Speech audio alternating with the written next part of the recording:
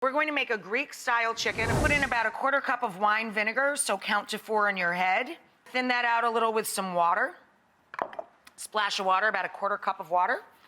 A little bit of sugar or honey, about 2 teaspoons. Crushed red pepper for heat. About a tablespoon of oregano for a whole batch of our dressing. Salt and pepper, of course. And to make the garlic in this dressing mellow, I roasted the garlic first. Whenever you're roasting garlic, roast extra. Paste it and keep it in your freezer. And it's so versatile for salad dressings and sauces because the garlic has been mellowed. The flavor's never sharp when you roast it. See, it just turns literally into paste. From 2 bulbs of garlic, we're gonna put in about 3/4 of the paste into our dressing. And then we're going to start whisking and work the garlic in first. And then we're gonna stream in our EVOO, our olive oil.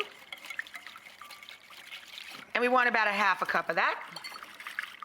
I put a large plastic food storage bag inside a bowl for stability.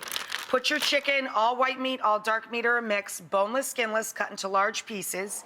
Put that in the bag.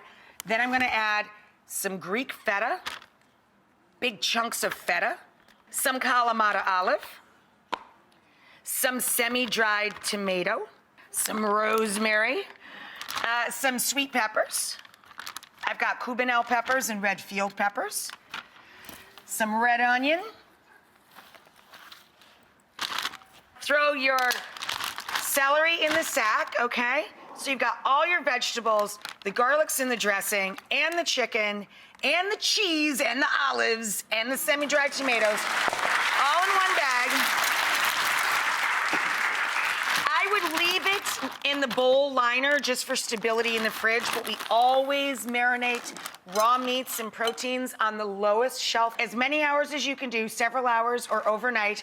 Then it looks like this. You leave the excess dressing in the bottom of the sack, put it in one even layer, best you can, on the foil line so you don't have to clean it baking sheet, and throw her into a 450-degree oven until the larger pieces of chicken are 160 to 165 degrees on an instant read thermometer, or the juice runs clear. The key to tzatziki is to salt your Persian cucumbers or seedless cucumber, grate them and salt them and let them drain really well. Like really press the liquid out. Just out of 2 little tiny Persian cucumbers, look how much liquid there was. So you don't want the dressing to be too runny or wet. So you let them drain for 20 to 30 minutes, press all the liquid out. Throw them in the food processor with about 1.5 cups of Greek yogurt. And we're gonna add a scant palmful of oregano, Greek oregano, and 1/3 of a palmful, or about a teaspoon of cumin. Some lemon juice, squeeze it, cut side up so the seeds stay with the lemon. Our reserved roasted garlic paste from when we made our dressing. A little salt, a little pepper if you like. I like pepper and everything. And my favorite ingredient in tzatziki, a fat handful of fresh dill. It's an absolute must. Yeah, I agree. For these little thin pitas, I just throw them right over the burner. If you have an electric stove or an induction stove, put a cast iron or stainless pan over high heat and blister them on each side so they don't taste raw. But you want to leave them still pliable, of course, so that you can turn them into sandwiches. I'm going to get it going with the tongs, and then we'll slide over what's left. But we have all white meat, all dark meat, or a mix, boneless, skinless chicken, so it's delicious and nutritious. Oh.